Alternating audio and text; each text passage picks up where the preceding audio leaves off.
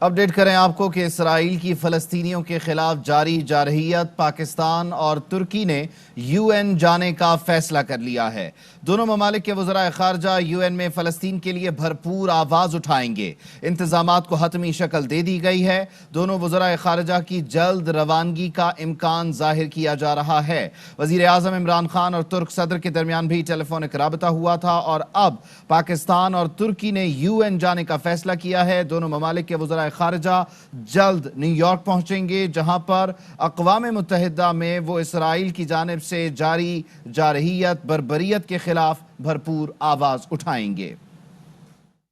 اسرائیل کی فلسطینیوں پر جارحیت کے خلاف پاکستان اور ترکی کا اقوام متحدہ میں جانے کا فیصلہ۔ دونوں ممالک کے وزرائے خارجہ اقوام متحدہ میں فلسطین کے لیے بھرپور آواز اٹھائیں گے۔ وزرائے خارجہ کے دورہ یو این کے انتظامات کو حتمی شکل دے دی گئی۔ دونوں وزرائے خارجہ آج روانہ ہو رہے ہیں۔ انتہائی اہم معاملہ ہے۔ پاکستان اور ترکی مسئلہ فلسطین کے معاملے پر مشترکہ طور پر اقوام متحدہ میں آواز اٹھائیں گے۔ دونوں ممالک کے وزرائے خارجہ اقوام متحدہ میں فلسطین کے لیے بھرپور آواز اٹھائیں گے۔ وزرائے خارجہ کے دورہ یو این کے انتظامات کو حتمی شکل دے دی گئی ہے۔ دونوں وزرائے خارجہ آج روانہ ہو رہے ہیں، ایسا بتایا جا رہا ہے۔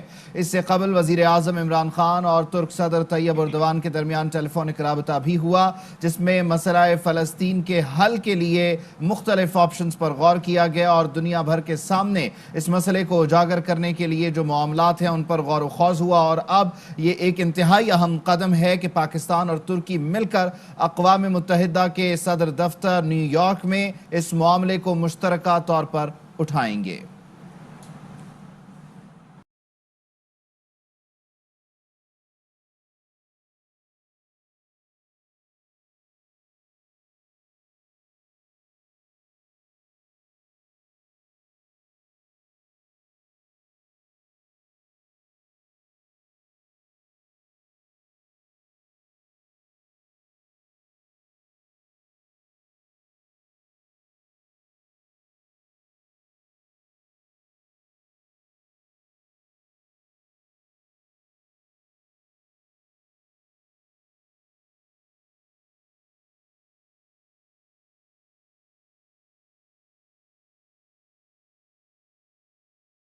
آٹھ دن ہو گئے ہیں اسرائیل مسلسل فلسطینی علاقوں پر بمباری کر رہا ہے، پناہ گزین کیمپس کو نشانہ بنا رہا ہے، انٹرنیشنل میڈیا کے دفاتر کو، رہائشی عمارتوں کو نشانہ بنا رہا ہے۔ اسرائیلی بمباری سے غزہ میں پہلے سے تباہ حال انفراسٹرکچر مزید تباہ ہو رہا ہے، بجلی کی فراہمی متاثر ہو گئی ہے، پانی ختم ہو رہا ہے، اسپتالوں میں گنجائش ختم ہوتی جا رہی ہے اور انسانی بحران جنم لے رہا ہے۔ مگر امریکہ اور یورپی ممالک کی حکومتیں اسرائیل کو روکنے کے بجائے اسرائیل کا دفاع کر رہی ہیں۔ ان کا موقف ہے کہ اسرائیل اپنے تحفظ میں حملے کر رہا ہے اور ہمیشہ کی طرح امریکہ اسرائیلی حملے رکوانے کے لیے ہونے والی کوششوں میں رکاوٹ بنا ہوا ہے۔ گزشتہ ہفتے اقوام متحدہ کی سلامتی کونسل کا اجلاس طلب کیا گیا، مگر امریکہ نے اجلاس ملتوی کروا دیا۔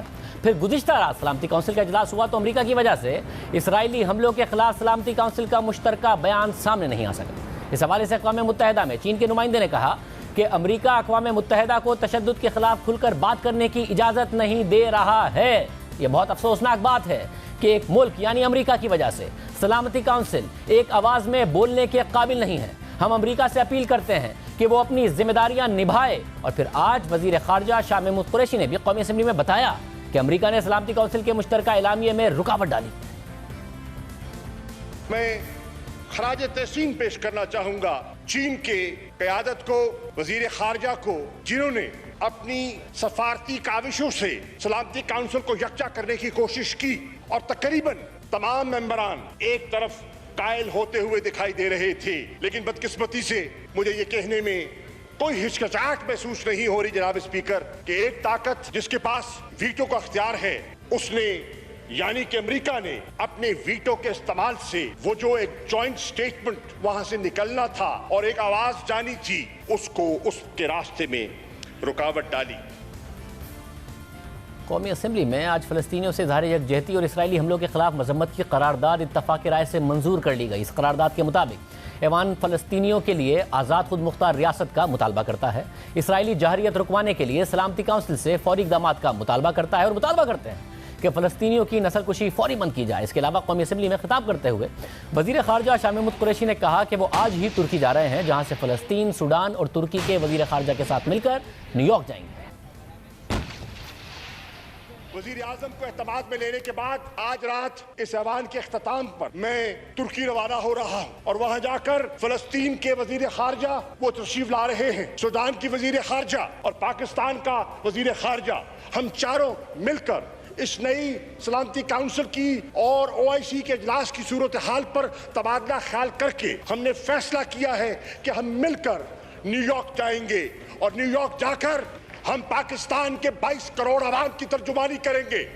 مگر صورتحال یہ ہے کہ اسرائیل مسلسل غزہ کو مزید نشانہ بنانے کی دھمکیاں دے رہا ہے۔ بار بار کی اپیلوں کے باوجود گزشتہ روز اسرائیلی وزیر اعظم نتن یاہو نے کہا ہے کہ غزہ پر پوری قوت سے حملے کچھ عرصے تک جاری رہیں گے۔ حالیہ دنوں میں 1500 حملے کیے اور یہ حملے جاری رہیں گے۔ ہر گزرتے دن کے ساتھ اسرائیلی کارروائیوں میں شدت آتی جا رہی ہے۔ غزہ میں صورتحال تشویشناک ہوتی جا رہی ہے، اور اب تک ایک ہفتے میں اسرائیلی فورسز کے حملے میں 198 افراد غزہ میں شہید ہو چکے ہیں، جن میں سے 58 بچے ہیں، جبکہ 1300 فلسطینی زخمی ہو چکے ہیں۔ صرف اتوار کو 42 فلسطینی اسرائیلی فضائی حملوں کا نشانہ بنے، جن میں سے 10 بچے تھے۔ اس کے علاوہ اسرائیلی فورسز کی مسلسل گولہ باری کی وجہ سے غزہ کا انفراسٹرکچر تباہ ہو کے رہ گیا ہے۔ اسپتالوں کو جانے والی سڑکیں تباہ ہو گئی ہیں۔ ریڈ کرسنٹ فلسطین کے مطابق اتوار کی رات ہونے والی بمباری کے نتیجے میں بڑے پیمانے پر تباہی ہوئی، انفراسٹرکچر کو بے حد نقصان پہنچا۔ وہ سڑکیں جو اسپتال کی طرف جاتی ہیں وہ سب تباہ ہو گئی ہیں۔ اس کے علاوہ پانی اور بجلی کی فراہمی متاثر ہے، اور سب سے بڑھ کر انسانی جانوں کا ضیاع ہوا ہے۔ اس کے علاوہ ڈاکٹروں کی عالمی تنظیم ڈاکٹرز وداؤٹ بارڈرز نے کہا ہے کہ گزشتہ ایک ہفتے سے ہونے والی بمباری ایک سانحہ بن چکی ہے۔ سڑکیں، پانی اور انفراسٹرکچر کو نقصان پہنچایا گیا ہے، جس سے غزہ میں پہلے سے کمزور صحت کے نظام پر دباؤ بڑھ رہا ہے۔ اسپتالوں تک رسائی اب انتہائی مشکل ہو چکی ہے۔ ہمارا اندازہ ہے کہ غزہ کے پاور پلانٹ میں فیول ختم ہونے والا ہے۔ اس کا صحت کے نظام پر بہت برا اثر پڑے گا۔ صحت کے نظام پر موجودہ دباؤ کے حوالے سے تشویش لاحق ہے۔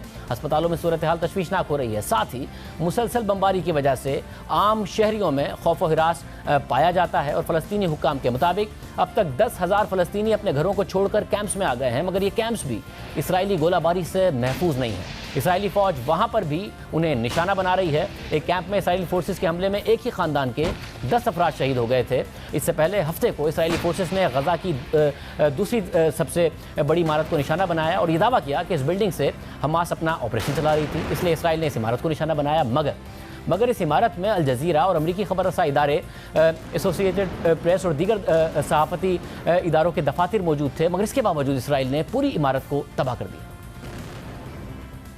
حالانکہ اس سے پہلے جب اسرائیل نے عمارت خالی کرنے کی وارننگ دی تو اس وقت بلڈنگ کے مالک نے اسرائیلی حکام سے گزارش کی کہ انہیں کچھ وقت دیں تاکہ صحافی اپنا سامان نکال سکیں، مگر اسرائیلی حکام نے بات نہیں مانی اور صحافیوں اور میڈیا ورکرز نے جلد بازی میں دفاتر خالی کیے۔ میڈیا ہاؤسز پر حملے کے بعد سخت رد عمل سامنے آیا۔ امریکی خبر رساں ادارے ایسوسیٹڈ پریس کے صدر نے کہا کہ اسرائیلی حملے سے دھچکا لگا ہے، یہ حملہ ہولناک ہے، ہمارا اسٹاف جانی نقصان سے بال بچ گیا۔ حالانکہ اسرائیل کو پتہ تھا کہ اس بلڈنگ میں ہمارا بیورو آفس موجود تھا۔ اس کے علاوہ الجزیرہ کی انتظامیہ نے بھی اسرائیلی حملے کی سخت مذمت کی اور کہا کہ الجزیرہ اور دیگر صحافتی اداروں کے دفاتر کی تباہی انسانی حقوق کی سنگین خلاف ورزی ہے اور جنگی جرم ہے۔ بلڈنگ کو نشانہ بنانا سچ کو خاموش کرنے کی کوشش ہے۔ اس اسرائیلی حملے کی بھرپور مذمت کی جا رہی ہے۔ صحافیوں کی عالمی تنظیم رپورٹرز وداؤٹ بارڈرز اور ایمنسٹی انٹرنیشنل نے مطالبہ کیا ہے کہ اسرائیل کی طرف سے میڈیا ہاؤسز کے دفاتر کو نشانہ بنانے کے معاملے کی تحقیقات انٹرنیشنل کرمنل کورٹ سے کرائی جائیں، کیونکہ یہ جنگی جرم ہے۔ اہم بات یہ ہے کہ اسرائیل اس حوالے سے ابھی تک کوئی ثبوت بھی فراہم نہیں کر سکا ہے کہ اس عمارت سے حماس اپنا آپریشن چلا رہی تھی۔ یہ پورا معاملہ رمضان کے آغاز سے شروع ہوا جب اسرائیلی شہریوں نے مشرقی یروشلم کے علاقے شیخ جرح میں فلسطینیوں کے گھروں پر زبردستی قبضہ کرنا شروع کر دیا اور انہیں گھروں سے بے گھر کرنا شروع کر دیا۔ اسرائیلی شہریوں کی طرف سے گھروں پر قبضے کے خلاف فلسطینی شہریوں نے احتجاج کیا تو اسرائیلی فورسز کی طرف سے طاقت کا استعمال کیا گیا اور گرفتاریاں بھی کی گئی۔ پھر رمضان کے آخری عشرے میں یہ کشیدگی مسجد اقصیٰ تک پہنچ گئی۔ انتہا پسند یہودیوں نے یوم یروشلم پر مارچ کا اعلان کیا اور پھر کشیدگی بڑھنے لگی، جہاں 27ویں شب کو اسرائیلی فورسز نے اچانک دھاوا بول دیا اور مسجد کے اندر گھسنے کی کوشش کی۔ اس کے بعد 3 دن تک مسجد اور آس پاس کا علاقہ میدان جنگ بن گیا۔ اس دوران اسرائیلی فورسز نے غزہ کے علاقے میں بمباری شروع کر دی جو اب تک جاری ہے۔ اس معاملے کا کیا حل ہے؟ کیسے یہ صورتحال قابو میں آ سکتی ہے جب نتن یاہو ماننے کو تیار نہیں ہے، امریکہ سلامتی کونسل میں کچھ ہونے نہیں دے رہا؟